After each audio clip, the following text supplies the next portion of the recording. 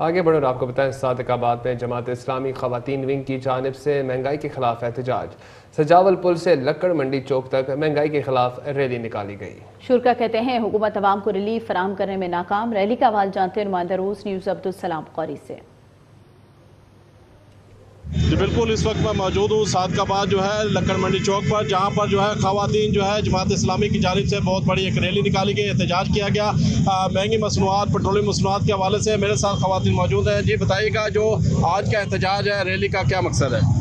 जी, ये जो रियासत हमारी माँ की तरह है और जान और माल का इसने हमारे तहफ़्फ़ुज़ करने है, वो रियासत इस वक्त अवाम की सजाए मौत का फैसला कर चुकी है। ये जो महंगी पेट्रोल और अशिया खुर्दनोश में इजाफा है, ये शहरियों की महरूमियों का फैसला कर चुकी है। हम हुकूमत के इस नाजायज़ फैसले की मजम्मत करते हैं। रोज़ ब रोज़ जो अवाम की ज़िंदगी दोबर की जा रही है, महंगा पेट्रोल करके फिल पोर इसको कम किया जाए, 250 रुपये से ज़्यादा पेट्रोल ना दिया जाए और अशिया खुर्दनोश की कीमतों में भी कमी करके अवाम को रिलीफ दें, वरना हमारा एहतजाज जारी रहेगा।